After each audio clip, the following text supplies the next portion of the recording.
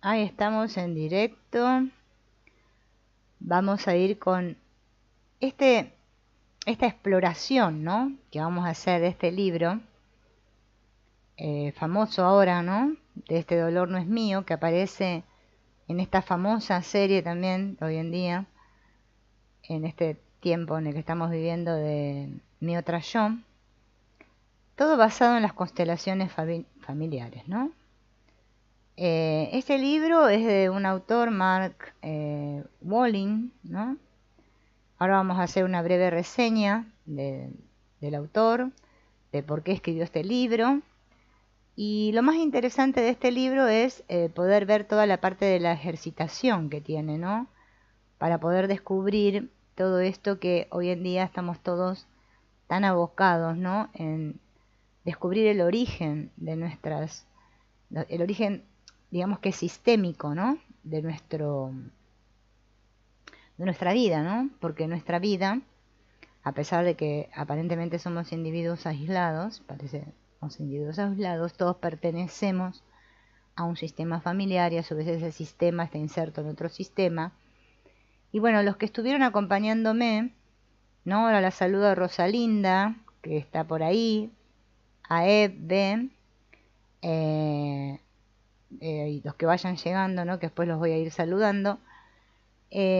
Todo tiene que ver, ¿no es cierto?, con esto de este origen, ¿no? Que está muy, Bert Hellinger, ¿no?, le llama implicaciones sistémicas por las cuales ciertas situaciones, ¿no?, se repiten en nuestra vida o ciertas situaciones se dan y no sabemos ni por qué nos suceden las cosas que nos suceden. Entonces, este autor comienza su libro, ¿no?, hablando del lenguaje secreto del miedo, ¿no? Y tiene una frase muy, muy buena que dice: en un tiempo oscuro el ojo comienza a ver, ¿no? Parece ser que todos comenzamos a ver cuando se nos viene la oscuridad. Parece ser que mientras todo parece que marcha bien en nuestras vidas, nosotros no prestamos demasiada atención. Pero cuando las cosas comienzan a torcerse o a doblarse, y bueno, ahí comienza, ¿no?, todo esto, ¿no? Del tiempo oscuro, ¿no? Como dice este Theodore Redke, que es el que escribió esa frase, ¿no? El autor de este libro, su actividad, ¿no?, digamos, es justamente trabajar con las constelaciones familiares. Él en su libro lo dice. Quiero encontrar el lugar donde lo dice, ¿no? Porque obviamente no voy a hacer una lectura textual del libro porque ya lo tengo subido a YouTube. Lo que pasa es que yo le puse de quién es este dolor. Se los voy a escribir acá porque el video que está en mi canal se llama, le puse de quién es este dolor. Lo tengo con ese nombre en la lista de reproducción para que lo quiera escuchar en audiolibro.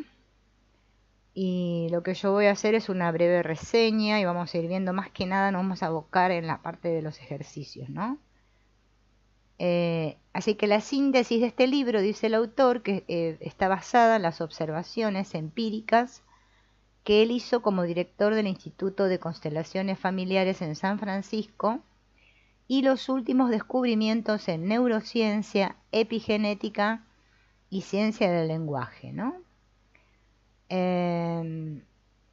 Todo esto está basado en el enfoque, ¿no?, de la terapia de Bert Hellinger, que bueno, que trabajó, ¿no?, justamente los efectos psicológicos y físicos del trauma familiar heredado en múltiples generaciones. Gran parte de este libro se centra en identificar los patrones familiares heredados, los miedos, los sentimientos, las conductas que hemos adoptado y que mantienen el ciclo de sufrimiento vivo de generación en generación. Muchos de estos patrones, dice el autor, no nos pertenecen, sino que nos han sido prestados de otros en nuestra historia familiar. Bien. Él nunca dice que se propuso crear un método para superar el miedo y la ansiedad. Todo le comenzó el día en que él comenzó a perder su visión, ¿no? Él tenía una migraña ocular, no tenía un dolor físico real, pero sí comenzó a oscurecerse todo, ¿no?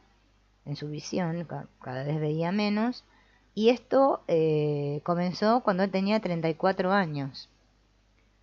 Y bueno, a partir de toda esta situación que él vivió, de esta migraña ocular, su visión se volvió confusa, pero dice que después le volvía a la normalidad en una hora. Y bueno, a partir de esto es que comenzó todo su camino, ¿no? Acá explica en qué consiste la migraña ocular y todo eso, pero no lo vamos a leer porque bueno, no tiene mucha importancia a lo que vamos nosotros, ¿no? Él buscaba respuestas, ¿sí? En el mundo. eh, Aparte de pasarle esto, ¿no? Eh, Había tenido un problema con su relación, ¿no? Con su familia, con su negocio. Bueno, y él quería respuestas a todo esto que le pasaba porque estaba muy confundido, ¿no? Empezó a comenzar a leer libros, a estudiar, eh, se unía a programas con muchos gurús, ¿no? Bueno, se convirtió en un buscador, digamos, como hacemos todos, ¿no? Eh, pero mientras tanto iba haciendo todo esto, su vista seguía empeorando y su depresión se profundizó, ¿no? Lo que él no se pudo dar cuenta es que cuando intentamos resistirnos a sentir algo doloroso, a menudo evitamos el mismo dolor que intentamos evitar. Esta frase está muy buena, ¿no? Claro, sí. ¿Cuál es tu nombre? Porque no sé. Si me querés decir tu nombre. Hola, Leslie. Ay, hola, feliz cumpleaños. Feliz cumpleaños. Te mando un beso para tu cumpleaños. Decime tu nombre, así yo no te tengo que decir bebé, si querés, porque hay personas que no quieren que digan su nombre. Voy a leer esta frase, ¿no? Porque dice, cuando intentamos resistirnos a sentir algo doloroso, a menudo evitamos el mismo dolor que intentamos evitar. Es como ese círculo, ¿no? Ya nosotros esto lo hemos hablado en otras charlas que hemos tenido, yo lo tengo puesto en muchos videos, este tema. Nosotros somos grandes escapistas, digo yo, ¿no? Del dolor. Nadie quiere sentir el dolor, porque la vida, fíjense, en nuestra vida es una sucesión de situaciones dolorosas. Hay personas que pareciera que no les pasa nada, pero parece. A todos nos pasan cosas. Cada uno de nosotros está atrapado en algún tipo de dolor, ¿no? Diferente, referido a alguna situación que se le manifiesta en su vida. Por eso nos convertimos en buscadores. Hay quienes no, que no entran en este camino, siguen su vida así, sufriente, ¿no? Hasta que mueren así. Porque le echan la culpa, bueno, a la vida, al destino, a no sé, qué sé yo, qué, pero no reflexionan sobre su propia experiencia. Entonces, también, dice el autor, hay algo sobre la acción de búsqueda que nos bloquea de lo que buscamos. O sea, parece ser que eso que busco, el buscar y buscar y buscar, me bloquea hacia lo que realmente busco, ¿no? ¿Por qué? Porque fíjense en que el buscar está relacionado con buscar fuera. Entonces siempre estamos buscando fuera lo que tendríamos que encontrar dentro. Y buscamos fuera. Y ahí está el obstáculo, ¿no? Entonces, mirar constantemente fuera es lo que nos impide saber cuándo hemos alcanzado el objetivo, ¿no? Algo valioso puede estar sucediendo dentro de nosotros, pero si no nos sintonizamos podemos perderlo. ¿Bien? ¿Qué es lo que no estamos dispuestos a ver? ¿No? Entonces, dice, ¿qué no? Perdón, voy a aclarar acá. Todos estos curanderos que él iba a ver le preguntaban, ¿qué no estás dispuesto a ver? Provocándome así una mirada más profunda. ¿Cómo pude saberlo? Porque me di cuenta que estaba en la oscuridad. Un gurú de Indonesia hizo que la luz brillara un poco más para mí cuando me preguntó, ¿quién crees que no debes tener problemas en los ojos? ¿Mm? Los pulmones no son tan fuertes como los de Herta, y Dietrich no cambia tan bien como Sebastián. Todos eran holandeses o alemanes en este programa de entrenamiento en particular, y parecían estar luchando contra una enfermedad crónica u otra. Él estaba en lo correcto. ¿Quién era yo para no tener problemas en los ojos? Esto me recuerda, ¿no? A un amigo que yo tuve una vez. Ah, Eva te llamas. Bienvenida, Eva. Hola, Ángeles. Creo que los demás nos saluden, ¿no? Bien. Un amigo que tuve hace tiempo, que él decía, ¿no? Que había alguien que preguntaba, ¿no? ¿Por qué me pasa esto a mí? Era la pregunta, ¿no? Y el otro le responde, ¿y por qué no? ¿Se entiende? ¿Por qué me pasa esto a mí? ¿Y por qué no? Es la respuesta. Entonces fíjense en que esto se parece mucho a esto que les estoy diciendo ahora, ¿no? ¿Quién era yo para no tener problemas en los ojos? Fíjense que a nosotros cuando nos pasa algo, nosotros decimos, todos nos preguntamos, ¿y por qué me pasa esto a mí? ¿No? Y eso es lo que nos indigna, nos da impotencia, ¿no? Porque quisiéramos que no nos pasara. Quizás quisiéramos que nos pasaran otras cosas, ¿no? Entonces, él ahí se da cuenta de que fue arrogante para él mismo, ¿no? Discutir con la realidad. Nosotros estamos todo el tiempo discutiendo con nuestra realidad. O sea, nos sucede una cosa y nosotros queremos que suceda otra. Estamos siempre en discusión con la realidad. Esto es muy similar a lo que dice Byron Katie, que discutir con la realidad es una pérdida de tiempo, porque es como pedirle a un perro que maulle y a un gato que ladre. Pero si nosotros hacemos eso todo el tiempo, ¿sí? Por eso sufrimos, ¿no? Nos angustiamos, más allá de que echamos la culpa de todo lo que nos pasa a los demás, ¿no? Bien, me guste o no, mi retina estaba cicatrizada y mi visión borrosa, pero el yo que estaba debajo de todo, estaba empezando a sentirme tranquilo, ¿no?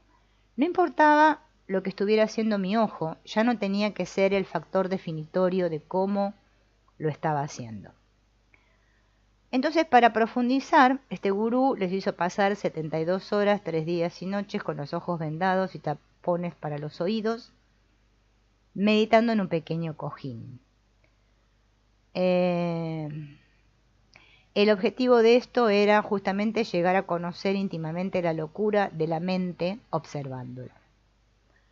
Es que nosotros, digamos, toda la locura está en nuestra mente. Realmente.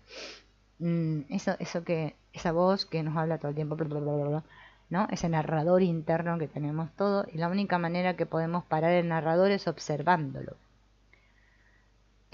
Aprendí cómo mi mente se burlaba constantemente de mí, con el peor de los casos y la mentira de que si me preocupaba lo suficiente, podía aislarme de lo que más temía. Fíjense, si me preocupaba lo suficiente, iba a poder aislarme de lo que más temía. Es lo que hacemos todos, ¿no? Creemos que aislándonos, evadiendo, huyendo, vamos a solucionar. Así es como reaccionamos nosotros todo el tiempo.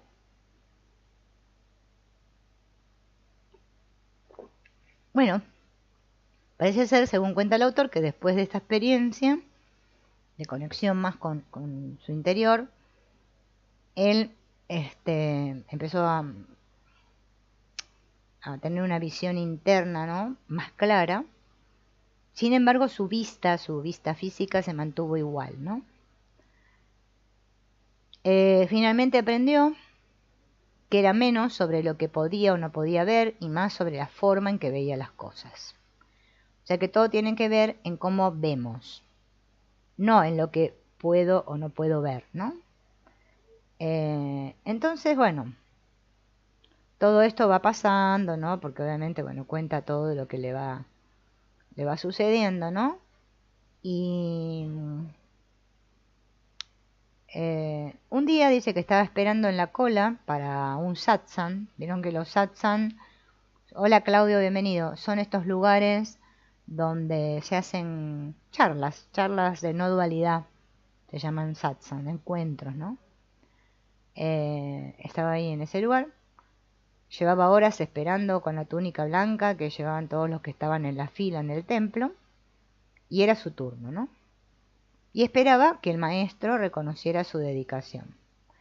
En cambio, el maestro miró a través de él y vio lo que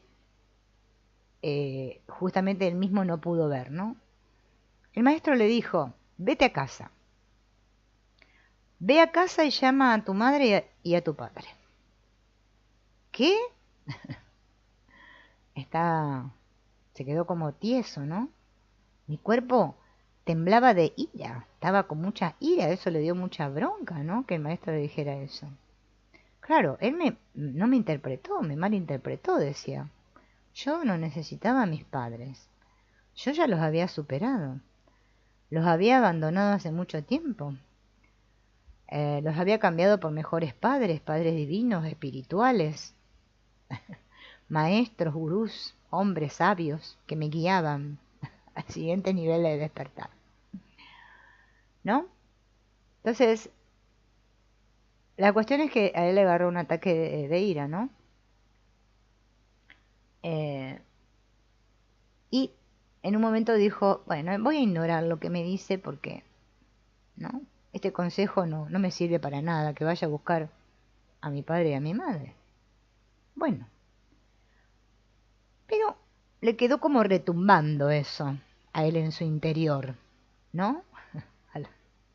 al señor a Mark, ¿no? Finalmente estaba empezando a entender que ninguna experiencia se desperdicia. Todo lo que nos sucede tiene mérito, ya sea que reconozcamos su significado superficial o no. Todo en nuestras vidas nos lleva a alguna parte. Sin embargo, estaba decidido a mantener la ilusión de quien estaba intacto. Era un meditador consumado, ¿no? Entonces buscó la reunión con otro maestro espiritual que le iba a aclarar las cosas, porque como que no le había aclarado. Seguramente él me vería por la persona profundamente espiritual que me imaginaba que era, ¿no? Este es otro tema que tenemos todos cuando entramos en estos caminos así espirituales, que nos creemos que somos muy espirituales. Y parece ser que la vida, amorosamente, se encarga de demostrarnos lo poco espirituales que somos. Por eso que el que se cree muy espiritual y la tiene muy convencido de que es espiritual, yo diría que pare un poco y observe bien, porque nadie nos pide que seamos espirituales. Ya todos de por sí somos espíritu, así que no sé qué tenemos que ser más espirituales. Estas etiquetas que nos ponemos de que yo soy espiritual y me interesan estos temas y no los temas mundanos, hay que ponerle mucha atención. Entonces, bueno, busca el otro maestro, ¿no? Espera justamente su turno para ser atendido. Y entonces sucedió otra vez. El maestro le dice: llama a tus padres, vete a casa y haz las paces con ellos. Pero esta vez escuché lo que se decía. Entonces, a los realmente grandes no les importa si crees en sus enseñanzas o no. O sea, los verdaderos maestros, ¿no? No les importa si los demás creen o no en sus enseñanzas. Te dan la verdad, la dejan contigo para que descubras tu propia verdad.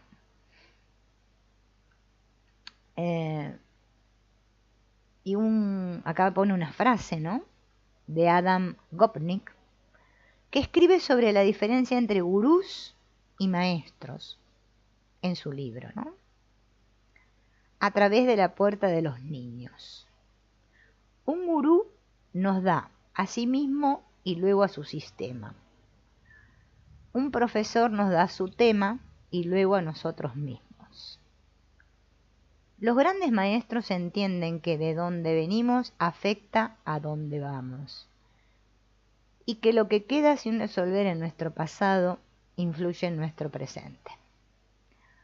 Saben que nuestros padres son importantes sin importar si son buenos para ser padres o no. No hay manera de evitarlo. La historia de la familia es nuestra historia. Nos guste o no, reside dentro de nosotros. Así que independientemente de la historia que tengamos sobre nuestros padres, no los podemos eliminar ni expulsar de nosotros mismos. Están en nosotros y somos parte de ellos, incluso si nunca los hemos conocido. Rechazarlos solo nos aleja de nosotros mismos y crea más sufrimiento. Esos dos maestros pudieron verlo. No pude, mi ceguera era tan literal como figurativa. Ahora estaba empezando a despertar, sobre todo el hecho de que había dejado un gran desastre en casa. Cuando se había ido, se ve, ¿no? Durante muchos años había juzgado a mis padres con dureza. Me imaginé que era más capaz, más sensible y humana que ellos. Los culpé por todas las cosas que creía que estaban mal en mi vida, y ahora tenía que volver a ellos para restaurar lo que me faltaba, mi vulnerabilidad. Ahora me estaba dando cuenta de que mi capacidad para recibir amor de los demás estaba relacionada con mi capacidad para recibir el amor de mi madre. Aún así, aceptar su amor no iba a ser fácil. Tuve una ruptura tan profunda en el vínculo con mi madre que ser abrazada por ella se sentía como si me apretaran en una trampa para osos. Mi cuerpo se tensaría sobre sí mismo como para crear una de estas almejas, ¿no?, de mar, ¿no?, que no se podía penetrar. Esta herida afectó todos los aspectos de mi vida, especialmente mi capacidad para permanecer abierta a cualquier relación de pareja. Mi madre y yo podíamos pasar meses sin hablar. Cuando habláramos encontraríamos una forma. A través de mis palabras o mi lenguaje corporal brindado para descartar los sentimientos cálidos que me mostró. La acusé de no poder verme o escucharme.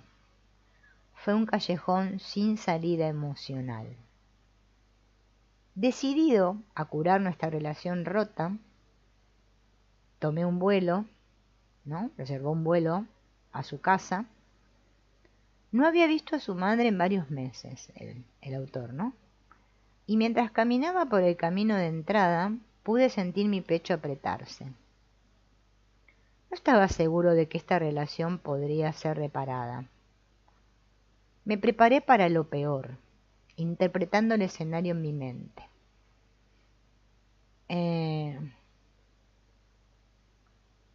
Así que él se imaginó esa situación y esa situación fue lo que pasó, ¿no? Cuando la madre dice que lo abrazó, él sintió que no podía respirar, pero sin embargo le pidió que lo siguiera abrazando. Quería aprender desde adentro hacia afuera. La resistencia de mi cuerpo, donde me tensaba, qué sensaciones surgían, cómo me detendría. Había visto este patrón en mis relaciones, solo que esta vez no estaba alejándome. Mi plan era curar esta herida en la fuente. Cuanto más me abrazaba, más pensaba que estallaría. Fue físicamente doloroso, ¿no? Fíjense en que el dolor nosotros lo sentimos totalmente en el cuerpo. Nuestro cuerpo, yo digo, es como un gran... ¿cómo se llama esto? Bueno, testeador, ¿no? Testeador de nuestras emociones, ¿no? Mediante lo que sentimos en nuestro cuerpo, nos vamos dando cuenta de cómo estamos, ¿no? Ante la vida, ¿no? Es increíble. Como que, fíjense que los autores que hablan del trauma, todos explican que uno de los sistemas de defensa para poder soportar los traumas que hemos tenido en la infancia o de adultos, no importa en qué momento de nuestra existencia, nosotros nos separamos, ¿no? Es como que nos disociamos de este sentir. Entonces es como que escapamos del cuerpo. Y el cuerpo es lo que nos permite justamente sentir todo. Bien.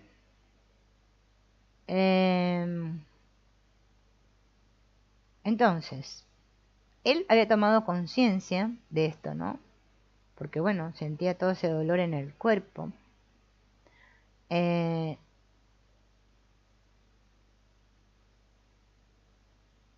Bueno, llega, se ve que acá ya está en ese lugar, ¿no? Y empezó como a ir hacia su pasado para hacer como ir juntando, ¿no? Ver todas estas cosas que a él le fueron pasando, ¿no? En este tiempo de su vida, ¿no? Y recordó un evento de cuando era pequeño, que su mamá había tenido que estar hospitalizada durante 3 semanas por una operación en la vesícula, y que en algún lugar, dice, antes de esa edad de 2 años, fue cuando su madre y yo se habían separado. Esa tensión inconsciente había echado raíces en su cuerpo, ¿no?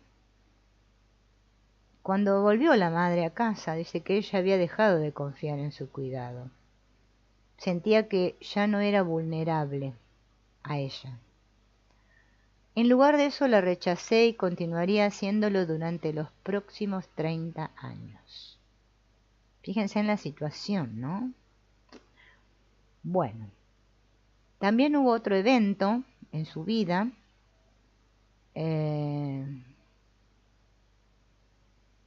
que había contribuido al temor que tenía de que su vida se arruinara de repente. Su madre le había dicho que experimentó un difícil trabajo de parto para darlo a luz. Había nacido con forceps. Bueno, yo que tuve la experiencia de nacer con forceps, ¿no?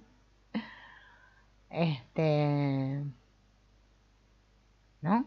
No sé si alguno de ustedes nacieron por forceps. Yo me sacaron así, con unas cucharas, ¿no? Los forceps son como unas cucharas que te ponen así al bebé para que pueda nacer, ¿no? Entonces, bueno, esa historia, ¿no? Empezó a resonar, ¿no? Toda esa sensación, como que la madre también sufrió ese dolor, ¿no? A causa de su nacimiento, ¿no? Todos esos recuerdos traumáticos se habían sumergido en su cuerpo. Por eso él, cada vez que tenía que dar a luz un proyecto, es como que todo para él era doloroso, forzoso, ¿no? Bueno, entonces comenzó a tratar de reconstruir esa relación con su madre, ¿no? Viviendo solo en un pequeño y destartalado apartamento. Dice que él había vivido ahí desde que sus padres se divorciaron, ¿no? Su padre era un ex sargento de marina y obrero de la construcción. Entonces se encontró ahí con todas las herramientas que eran del padre, ¿no? Bien, como para hacer una alusión a lo que era el padre, ¿no? También él había deseado una relación cercana con su padre, pero tampoco había sucedido. Eh, bueno, él va contando todo esto, ¿no? Todo esto de su vida, ¿no? Eh, parece ser como eh, mm, que trata, digamos, lo que dije recién, ¿no? De reconstruir esta relación. Bien, todo esto dice que lo llevó a que su visión mejorara, su visión física, ¿no? Esta la de los ojos. Eh, bien, y dice que la curación es un trabajo interno. Afortunadamente mis maestros me llevaron de regreso a mis padres y a mi hogar. En el camino descubrí las historias en la historia de mi familia que finalmente me trajeron paz. Por gratitud y un nuevo sentido de libertad, se convirtió en mi misión ayudar a otros a descubrir esta libertad por sí mismos. Fue a través del lenguaje que entró en el mundo de la psicología y acá es donde él comienza, ¿no?, a hacer toda esta capacitación, estudiar sobre el trauma familiar, bueno, y todo esto. ¿Bien? Esa es como una breve introducción para que sepan más o menos cómo viene el tema del autor. Y acá empieza justamente a hablar del tema del trauma, ¿no? El trauma perdido y encontrado. Una característica bien documentada del trauma es nuestra incapacidad para expresar lo que nos sucede. Fíjense en que todo aquello que a nosotros nos trauma es justamente lo que no podemos expresar, o sea, poner en palabras. No sé si ustedes lo notan. Yo por lo menos lo noto, ¿no? Porque, claro, todo eso que está pululando dentro nuestro, nosotros sabemos que nos causa dolor o que nos tiene traumados, ¿no? Nos hace sufrir, pero no lo podemos poner en palabras, no lo podemos expresar, ¿no?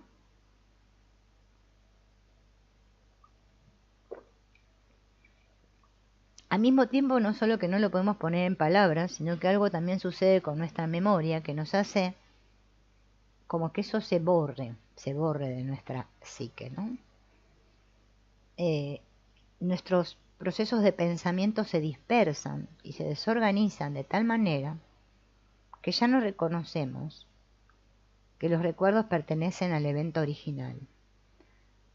Son esos fragmentos de memoria dispersos como imágenes, sensaciones corporales, palabras que se almacenan en nuestro inconsciente y pueden activarse más tarde por cualquier cosa que rememore remotamente la experiencia original. Porque eso es lo que después activa el trauma, porque yo lo puedo tener muy escondido, eso muy ahí, y parece que me disocié y que ahora me evadí del sentir y todo eso, pero resulta que después sucede algo en mi experiencia que activa eso, ¿no? Y una vez que se activa, es como si se hubiera presionado un botón de rebobinado invisible que nos hace recrear aspectos del trauma original en nuestras vidas cotidianas. Inconscientemente podríamos encontrarnos reaccionando a ciertas personas o eventos o situaciones que hacen eco del pasado. Parece ser que Freud identificó este patrón hace ya más de 100 años. La recreación traumática o compulsión de repetición, lo llamó Freud, que es un intento del inconsciente de reproducir lo que está sin resolver. ¿Le suena esto o no le suena?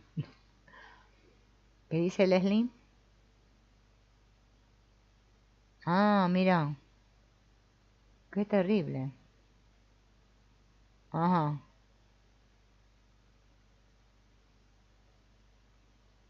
ajá. Sí, Sí, sí, sí. Claro, como dice Eva, bueno, la espiritualidad es como buscar, mira, no sé si conoces Eva el curso Milagros, es como buscar esa otra manera de ver, porque ya como que estamos tan cansados de ver todo así, de como lo ve el mundo, eh, eh, que esto de convertirnos en buscadores espirituales es como que es buscar otra manera de ver. Lo que pasa es que al principio estamos buscando una solución y a veces no encontramos la solución. Por eso fíjense en que esta mirada que tienen las constelaciones, que hoy en día estamos todos tan abocados a ello, ¿no? Están muy relacionadas con todos estos descubrimientos ya antiguos. Fíjense, acá el autor está hablando de Freud, ¿no? De esto de la compulsión de repetición, que es cierto que se repite lo que nuestro inconsciente está sin resolver, ¿no? Por lo que podemos hacerlo bien. Hacerlo bien significa repetirlo muy bien, ¿no? Este impulso inconsciente de revivir eventos pasados podría ser uno de los mecanismos en funcionamiento cuando las familias repiten traumas no resueltos en generaciones futuras. O sea, que no solo yo como aparente individuo repito mis traumas, mis cosas sin resolver, sino que el mismo sistema en conjunto repite el trauma, que no fue resuelto en generaciones anteriores, se repite en las generaciones futuras, ¿no? Carl Jung, que también fue otro investigador de esto, creía que lo que permanece inconsciente no se disuelve, sino que más bien reaparece en nuestras vidas como destino. Nosotros lo llamamos destino.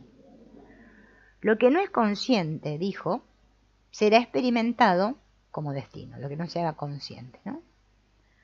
Entonces es probable que sigamos repitiendo nuestros patrones inconscientes hasta que los llevemos a la luz de la conciencia. Así que tanto Jung como Freud notaron que lo que es demasiado difícil de procesar no se desvanece por sí solo, sino que está almacenado en nuestro inconsciente. Tanto Freud como Jung observaron cómo se verían los fragmentos de experiencias de vida que fueron previamente bloqueados, reprimidos, y vieron que estos se manifestaban, ¿no? Por eso, bueno, esta mención del psicoanálisis, ¿no? En palabras, en los gestos y en los comportamientos de los pacientes.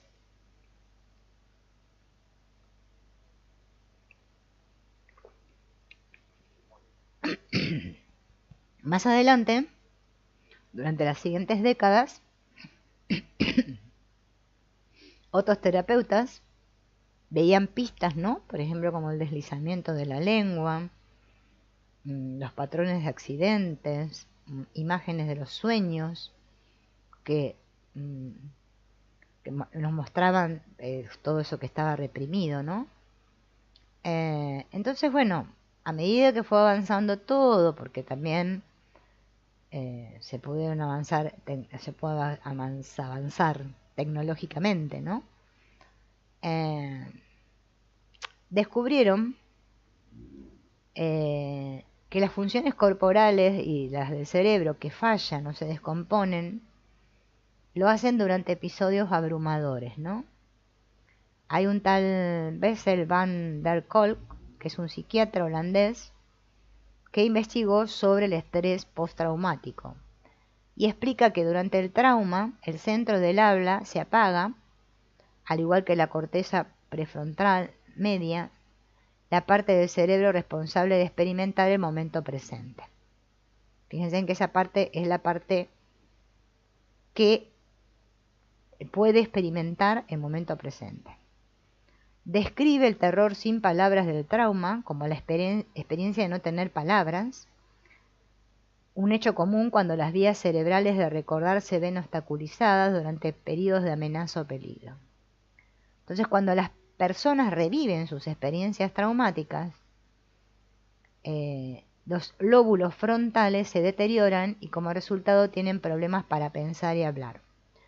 Ya no son capaces de comunicarse ni a sí mismos ni a otros lo que les está pasando, ¿no? Por eso Recuerdan que cuando comenzamos dijimos que el problema de cuando estamos traumados que no podemos expresar lo que nos pasa.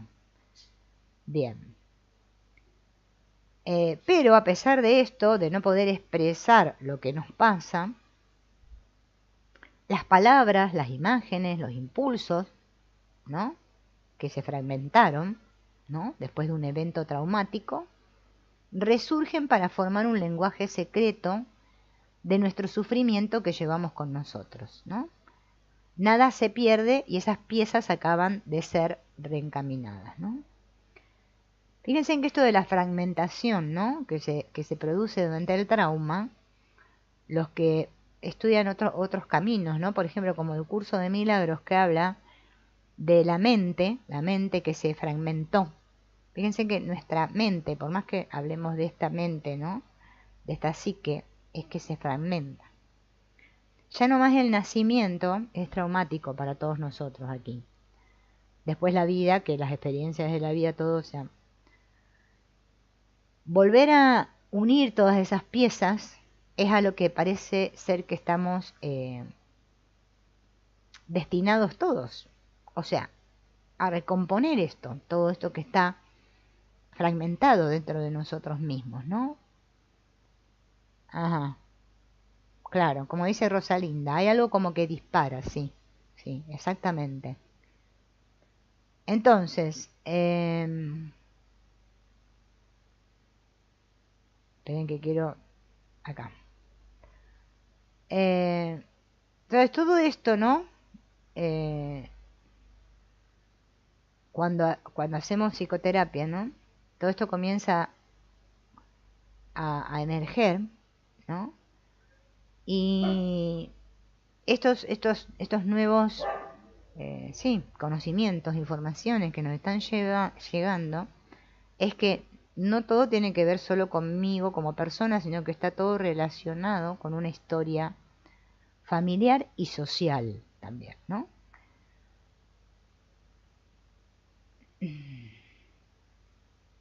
Bueno, acá él comienza a narrar historias de otras personas, ¿no? En este caso vamos a ver la historia de Jesse, que no había podido dormir por la noche durante más de un año, ¿no? Tenía insomnio, eh, porque tenía muchas, ¿cómo es esto?, ojeras, ¿no? Pero además la falta de claridad de su mirada sugería una historia más profunda. Aunque solo tenía 20 años, Jesse parecía al menos 10 años mayor. Bueno, dice que se puso ahí en el sillón, ¿no?, ahí para que comience la terapia, y explicó que ella había sido una atleta muy exitosa, ¿no?, pero que su insomnio persistente había iniciado una espiral descendente de depresión y desesperación. Imagínense, ¿no? Porque, o sea, no poder dormir durante un año es terrible, porque ya cuando estamos un par de días que no podemos dormir andamos mal, ¿no? Ajá, sí, bueno, Eva, podría ser, sí. Bueno, Bert Hellinger dice, ¿no? Según te digo la mirada de las constelaciones, que por más que los otros aparentemente hayan desaparecido físicamente, es que están. O sea, nadie...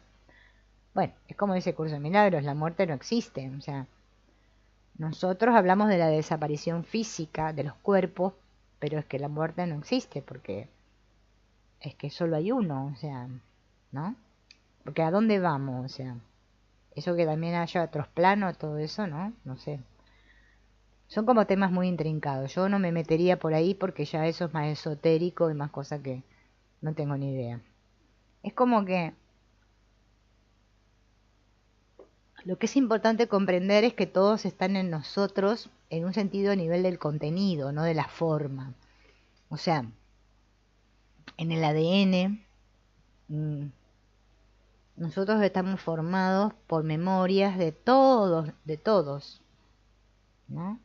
A eso es a lo que apuntan las constelaciones. Por eso a veces repetimos patrones de nuestros antepasados, desenredar la madeja, resolver las implicaciones, que es lo que hacen las constelaciones, nos libera de la mochila que cargamos. El problema es la mochila que cargamos. Porque no puedo diferenciar lo que es mío de lo que es de los demás, o sea, lo que es del otro.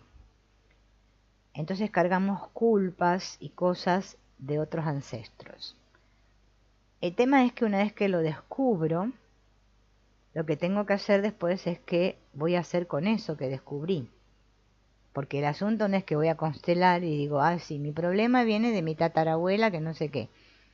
¿Y después qué hago con esto? Porque es mi vida, ¿no? Entonces ahí viene, bueno, por eso todo este trabajo es muy interesante, ¿no? Por eso me resolví a explicarlo esto así detenidamente, para que nos pueda servir a todos, ¿no? Inclusive a mí también, porque yo por más que lo leí este libro para subirlo, ya me olvidé todo lo que dice, o sea, ahora lo estoy leyendo de vuelta y me parece nuevo, ¿no? Bien, entonces bueno, el caso es que esta Jesse tenía insomnio y bueno, había caído en una depresión, en una desesperación, ¿no? Entonces bueno, empezó a buscar ayuda, ¿no? Empezó a ir a los médicos, a los psicólogos, a una clínica del sueño, a un médico naturópata, pero nadie le había podido ofrecer una ayuda real, ¿no? Entonces cuando le pregunté, Mark, ¿no? Le pregunta si tenía alguna idea sobre lo que podría haber provocado su insomnio, él lo negó con la cabeza. El sueño siempre había sido fácil para Jesse. Luego, una noche, justo después de cumplir 19 años, se despertó repentinamente a las 3 a.m., se estaba congelando, temblando, incapaz de calentarse, por más que lo intentara, se puso muchas mantas, ¿no? Y no podía dormir. No solo se sentía que tenía frío y estaba cansado, sino que se sintió atrapado por un miedo extraño que nunca antes había experimentado. Un temor de que algo terrible pudiera suceder si se dormía. Si me voy a dormir nunca me despertaré. Cada vez que sentía que se estaba alejando, el miedo lo empujaba de nuevo a la vigilia, ¿no? Ese patrón se repitió la noche siguiente, la noche siguiente, la noche siguiente, y ahí es donde comenzó todo esto, ¿no? Obviamente que ya todo esto se había convertido para él en un calvario porque no podía ponerle fin, ¿no? Bueno,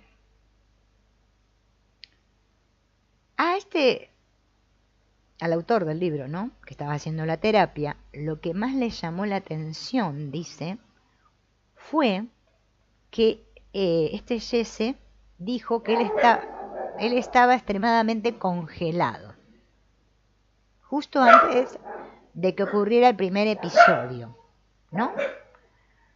Entonces le preguntó si alguien en su familia había sufrido un trauma, ¿no? De tener frío, ¿no? Y más o menos a la edad de él, ¿no? Entonces Jesse reveló que su madre solo le había contado recientemente sobre la trágica muerte del hermano mayor de su padre, un tío, el tío Colin, que tenía 19 años cuando se congeló revisando las líneas eléctricas en una tormenta en Canadá. Las huellas de la nieve revelaron que había estado luchando para aguantar el frío, ¿no? Y finalmente lo habían encontrado boca abajo en una tormenta de nieve. Había perdido el conocimiento debido a la hipotermia y bueno, había muerto, ¿no? Había fallecido así, ¿no? Y parece ser que en la familia todo esto nunca se dijo nada, ¿no? Se mantuvo en secreto, ¿no? Y ahora, 3 décadas después, Jesse estaba reviviendo inconscientemente aspectos de la muerte de tío Colin.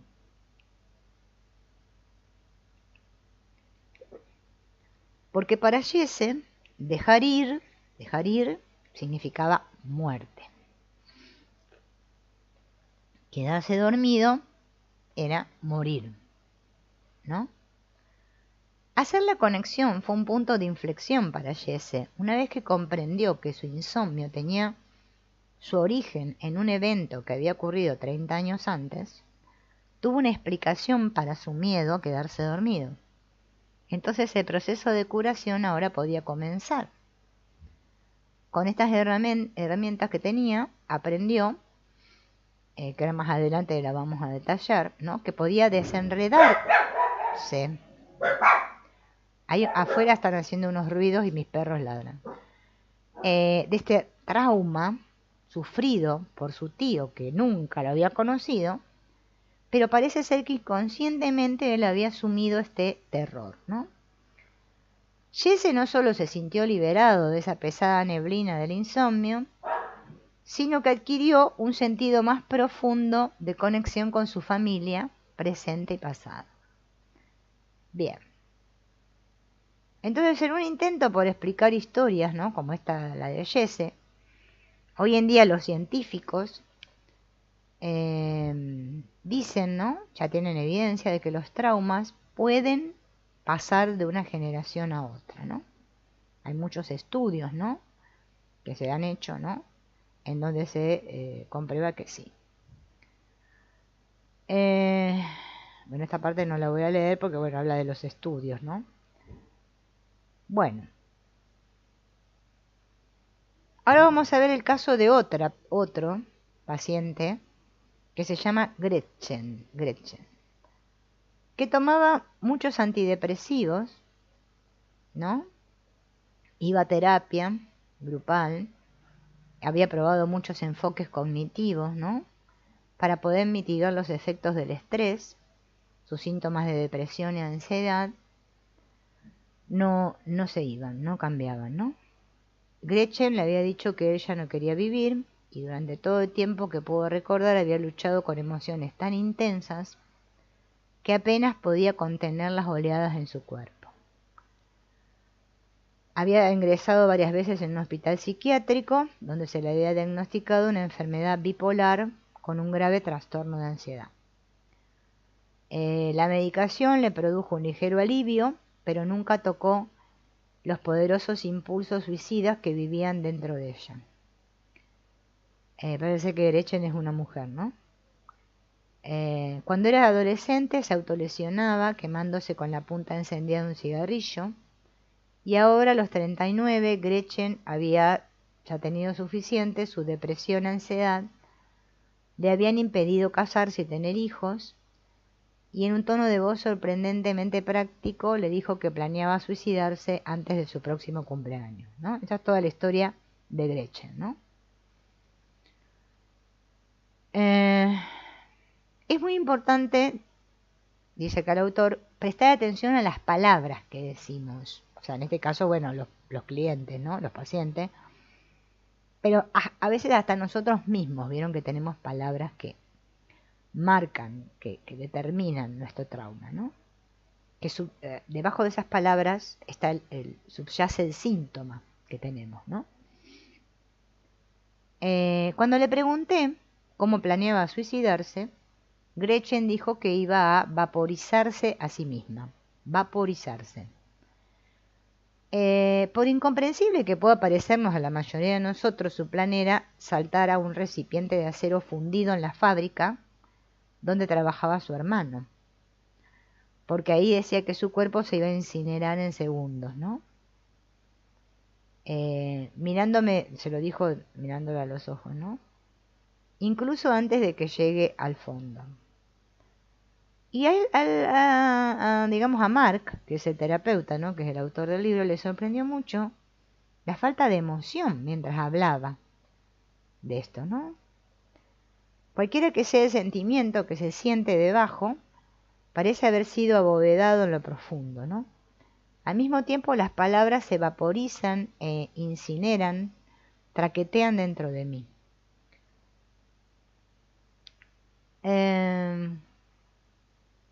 Entonces le pregunté si alguien en su familia era judío o había estado involucrado en el Holocausto.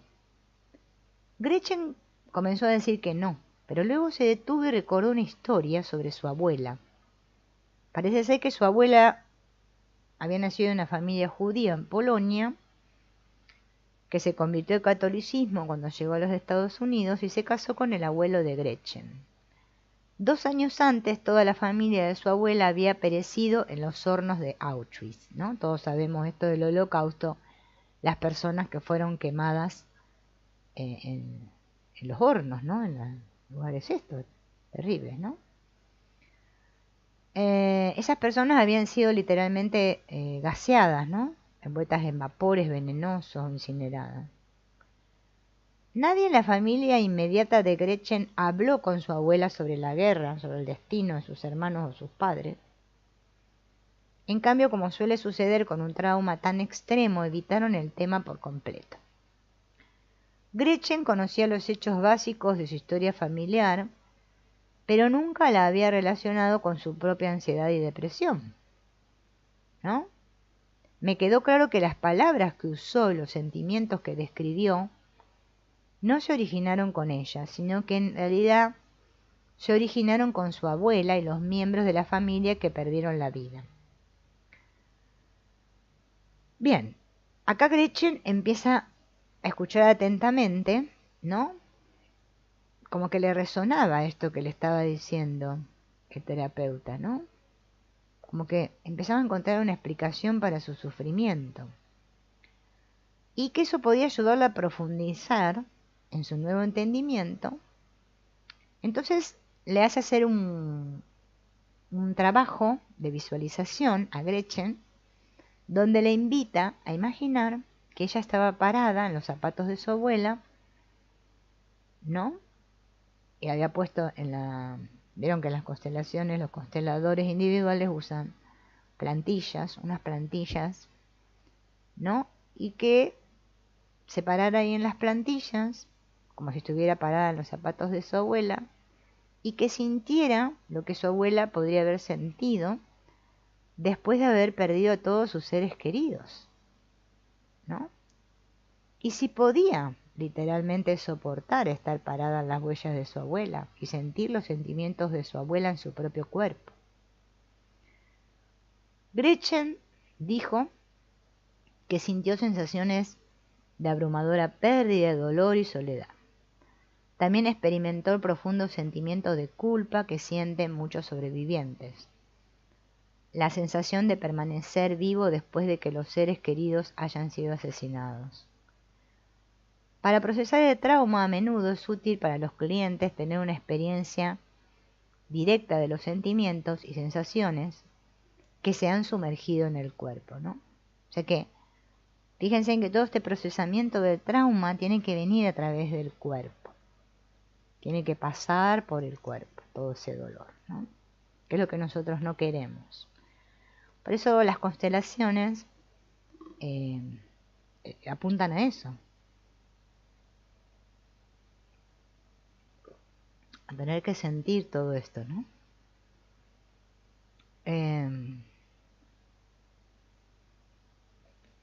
Entonces, Gretchen pudo acceder a estas sensaciones que estaban muy sumergidas en su cuerpo y se dio cuenta de que su deseo de aniquilarse, de suicidarse, ¿no? Estaba entrelazado con los miembros de su familia perdidos.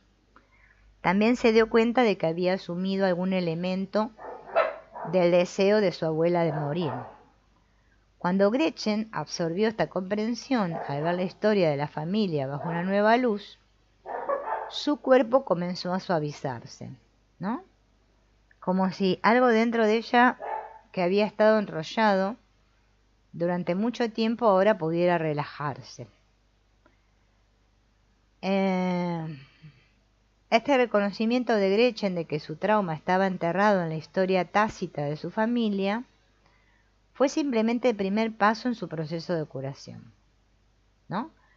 Una comprensión intelectual por sí sola rara vez es suficiente para que ocurra un cambio duradero. O sea, nosotros cuando queremos sanar algo, a veces creemos que solamente con que hagamos un un entendimiento intelectual va a ser suficiente. Y no, no es suficiente, ¿no? Necesitamos hacer que todo esto tiene que pasar por, o sea, por las sensaciones, ¿no? A menudo la idea de una experiencia visceral profundamente sentida. Bien, más a fondo ahora vamos a ir viendo las formas en que la curación se integra completamente para que las heridas de las generaciones anteriores puedan finalmente liberarse, porque si no, no se liberan, ¿no? Bien. Parece ser entonces que Jesse, volviendo al tema de Jesse, había heredado el miedo de su tío de no despertarse nunca más, y Gretchen llevaba el historial del holocausto de la familia en su depresión. Dormir dentro de cada uno de ellos eran fragmentos de traumas demasiado grandes para ser resueltos en una generación. Cuando aquellos en nuestra familia han experimentado traumas insoportables o han sufrido con una inmensa culpa o pena, los sentimientos pueden ser abrumadores y pueden escalar más allá de lo que pueden manejar o resolver. Es la naturaleza humana. Cuando el dolor es demasiado grande, las personas tienden a evitarlo. Sin embargo, cuando bloqueamos los sentimientos sin saberlo, detenemos el proceso de curación necesario que nos puede llevar a una liberación natural. A veces el dolor se sumerge hasta que pueda encontrar un camino para la expresión o la resolución, ¿no? Esa expresión se encuentra a menudo en las generaciones siguientes y puede reaparecer como síntomas que son difíciles de explicar, ¿no? Fíjense, para Jesse ese frío, ese escalofrío, apareció cuando cumplió la misma edad de su tío Colin, que murió congelado. Gretchen, la desesperación ansiosa, los impulsos suicidas de su abuela, habían estado con ella todo el tiempo, ¿sí? Y estos sentimientos se habían convertido en una parte tan importante de su vida que nadie pensó en considerar que los sentimientos no se originaron en ella. Nuestra sociedad, en la actualidad, no ofrece muchas opciones para ayudar a personas como Jesse y Gretchen, que llevan remanentes de traumas familiares heredados. Por lo general, van al psicólogo, al psiquiatra, al médico, reciben medicamentos, terapia o alguna combinación de ambos. Pero aunque estas vías pueden brindar cierto alivio, generalmente no brindan una solución completa. No todos tenemos traumas tan dramáticos como los de Gretchen o Jesse. Sin embargo, eventos, por ejemplo, como la muerte de un bebé, un niño regalado, la pérdida de un hogar o incluso el retiro de la atención de una madre pueden tener el efecto de derrumbar los muros de apoyo y restringir el flujo de amor en nuestra vida. Con el origen de estos traumas a la vista, los patrones, que vienen de larga data, pueden finalmente descansar. Es importante tener en cuenta que no todos los efectos del trauma son negativos. Y más adelante, en los siguientes capítulos, lo vamos a ir viendo, ¿no? Hay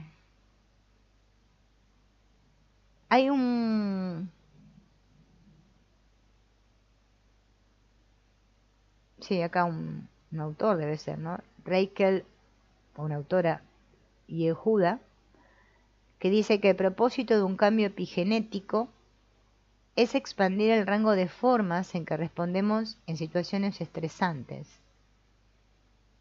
¿Con quién preferirías estar en una zona de guerra?, pregunta ella.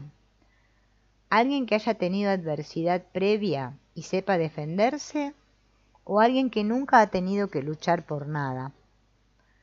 Una vez que comprendemos qué es lo que deben hacer los cambios biológicos del estrés y el trauma, ella dice, podemos desarrollar una mejor manera de explicarnos cuáles son nuestras verdaderas capacidades y potenciales. Los traumas que heredamos o experimentamos de primera mano no solo pueden crear un legado de angustia, sino que también pueden forjar un legado de fortaleza y resistencia que se puede sentir en las generaciones venideras, ¿no? Así que no todo es malo, ¿no?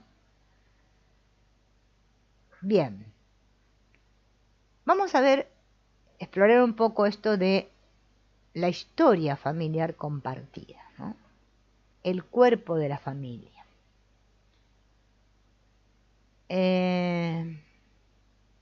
Jacques Carl Jung, ¿no? Por eso acá hay una reflexión en su libro Recuerdos, Sueños y Reflexiones de Carl Jung, dijo: estoy convencido de que estoy bajo la influencia de cosas o preguntas que quedaron incompletas y sin respuesta por mis padres y abuelos y antepasados más lejanos. A menudo parece como si hubiera un karma impersonal dentro de una familia que se transmite de padres a hijos. Siempre me ha parecido que tenía que hacerlo, completar, o tal vez continuar las cosas que las edades anteriores habían dejado sin terminar. Esto ya lo dijo Carl Jung. La historia que compartimos con nuestra familia comienza incluso antes de que seamos concebidos. En su forma biológica más temprana, como un óvulo no fertilizado, ya comparte un entorno celular con su madre y su abuela. Cuando su abuela tenía 5 meses de embarazo de su madre, la célula precursora del óvulo que tú desarrollaste ya estaba presente en los ovarios de tu madre. Esto significa que antes de que naciera tu madre, o sea, tu abuela, ya tenía tu madre ya tenía las huellas de tu abuela, ¿no? Más tempranas, que están en ti, en el mismo cuerpo, ¿no? 3 generaciones compartiendo el mismo entorno biológico.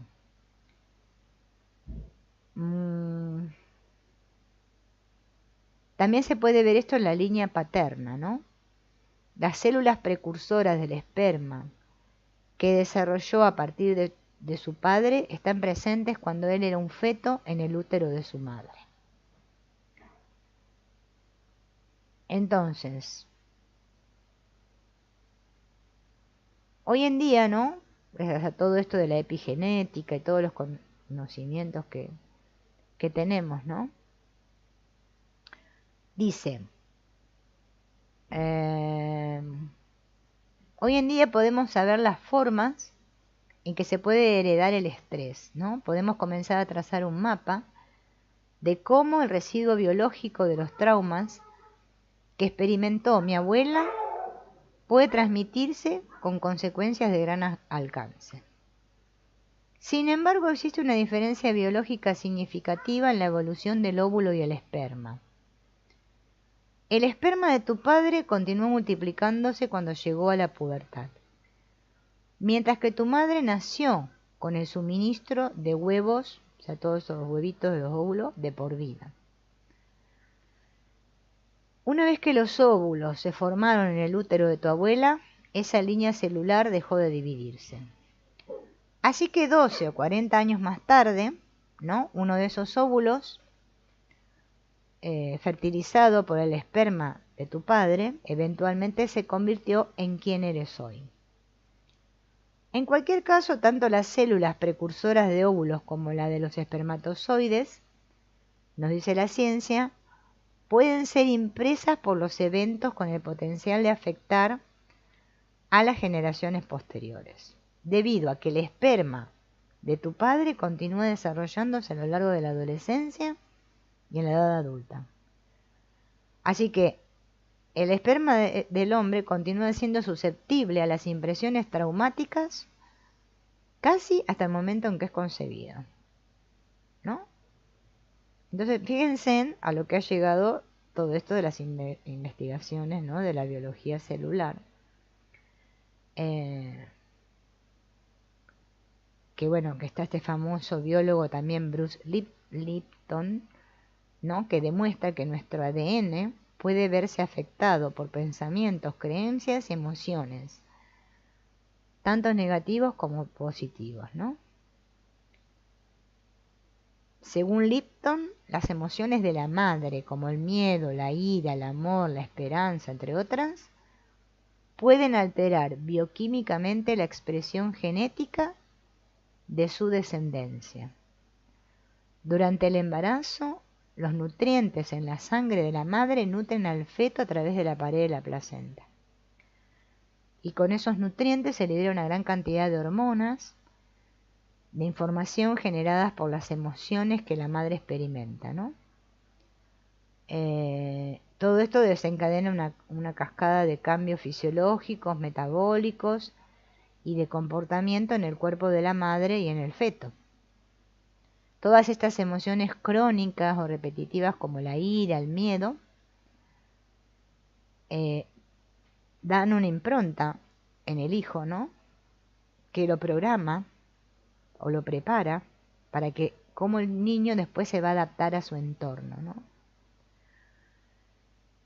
Bueno, todos estos estudios, ¿no? Van comprobando, ¿no? Toda esta programación que nosotros ya traemos desde que nacemos, ¿no? Y bueno, todo esto de la epigenética lo ha demostrado.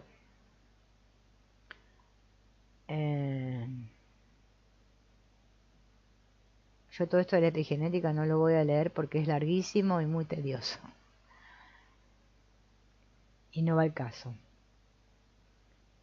Lo que sí, todos sabemos, ¿no? Pues pueden leer material de Bruce Lipton que explica todo, cómo es todo el asunto biológico. Me gusta más apuntar a la otra parte de los patrones, ¿no? Y de la mente familiar y el cuerpo familiar y todo esto, ¿no? Así que nosotros recibimos aspectos de la maternidad de nuestra abuela a través de nuestra propia madre, ¿no? O sea que los traumas que sufrió nuestra abuela, los dolores, las tristezas, las dificultades en la infancia, o lo que sufrió con nuestro abuelo, las pérdidas de aquellos que amó y que murieron antes de tiempo, se relacionan con la maternidad de nuestra madre. Si miramos hacia atrás a otra generación, lo mismo sería acerca de la maternidad que recibió nuestra abuela. O sea, todo esto ya viene, ¿no? De generación en generación, transmitiéndose a través de este ADN, ¿no? Bien. Los detalles de los eventos que dieron forma a nuestras vidas pueden ser ocultados de nuestra visión, pero el impacto, ¿no? Se sigue sintiendo profundamente. No solo lo que heredamos de nuestros padres, sino también la forma en que fuimos criados, influye en cómo nos relacionamos con nuestra pareja, cómo nos relacionamos con nosotros mismos y cómo cuidamos a nuestros hijos. Para bien o para mal, los padres tienden a transmitir la crianza que ellos mismos recibieron. Estos patrones parecen estar conectados al cerebro y comienzan a formarse antes de que nacemos. La forma en que nuestra madre se une con nosotros en el útero es fundamental para el desarrollo de nuestros circuitos neuronales. Ya Thomas Berney dice que desde el momento de la concepción, la experiencia en el útero da forma al cerebro y sienta las bases para la personalidad, el temperamento emocional y el poder del pensamiento superior. Como un plano, estos patrones se transmiten más que se aprenden. Los primeros 9 meses fuera del útero funcionan como una continuación del desarrollo neuronal que ocurre dentro del útero. Los circuitos neuronales que permanecen, los que se descartan y la forma en que se organizan los circuitos van a depender de la forma en que un niño experimenta e interactúa con la madre o con la persona que lo cuida. Es a través de estas interacciones tempranas que un niño continúa estableciendo un plan para manejar sus emociones, pensamientos y comportamientos. Cuando una madre sufre un trauma heredado o ha experimentado una ruptura en el vínculo con su madre, puede afectar el vínculo sensible que se está formando con su bebé, y ese vínculo es muy probable que se interrumpa. El impacto de una ruptura temprana en el vínculo madre-hijo, ¿no? Por ejemplo, porque tuvo que la mamá estar en el hospital o lo que haya sido que haya pasado, es devastador para el bebé. La profunda familiaridad encarnada del olor, tacto, sonido, ¿no? Todo lo que el niño ha llegado a conocer y de lo que depende se le va de repente, ¿no? La madre y la descendencia viven en un estado biológico que tiene mucho en común con la adicción, dice el escritor Winifred Gallagher, ¿no? Cuando están separados, el bebé no solo echa de menos a su madre, sino que experimenta una retirada física y psicológica. No a diferencia de la situación de un adicto a la heroína que se vuelve frío. Esta analogía ayuda a explicar por qué todos los mamíferos recién nacidos, incluidos los humanos, protestan con tanto vigor cuando se separan de sus madres. Desde la perspectiva de un bebé, una separación de la madre se puede sentir como potencialmente mortal. Si la separación continúa por un periodo prolongado, la respuesta es la desesperación. El bebé se da por vencido. En mi vida temprana conocí esa sensación de renunciar. Vino de mi familia. Lo que mi madre no recibió de su madre afectó lo que ella pudo darme a mí y a mis hermanos. Y aunque siempre pude sentir su amor brillar, gran parte de su maternidad estaba impregnada de los traumas en nuestra historia familiar. Específicamente el hecho de que su madre, Ida, perdió a sus dos padres cuando ella tenía 2 años, ¿no? Fíjense en la historia de Mark, ya él venía con todo este tema, ¿no? Del abandono, ¿no? De la separación, del movimiento interrumpido, como lo llama Hellinger, ya desde otras generaciones anteriores, ¿no? Bueno, vamos a dejarlo aquí, porque ya si no se hace demasiado largo y tedioso y llega un momento que la cabeza ni la mía ni la de ustedes ya funciona. Y en la próxima, yo me voy a anotar más o menos por donde quedé para acordarme. Vamos a continuar con esto. Vamos a hacerlo como si fuera varios capítulos, ¿no? Para poder ir viendo todo este tema, ¿no? Hola, Angélica María Zavala Rodríguez, bienvenida. Para que todo esto lo podamos ir elaborando entre todos y podamos ver. Más que nada la parte, van a ver que tiene una parte este libro de ejercicios. Sí, son ejercicios, ¿no? Visualizaciones y cosas que podemos hacer para poder conectar con todo este trauma familiar. Bueno, y darnos cuenta si el dolor es nuestro o no, ¿no? Bienvenido, acá desde Mendoza. Bueno, un saludo. Así que bueno, los dejo aquí y nos veremos en el siguiente encuentro. Chao, gracias por estar.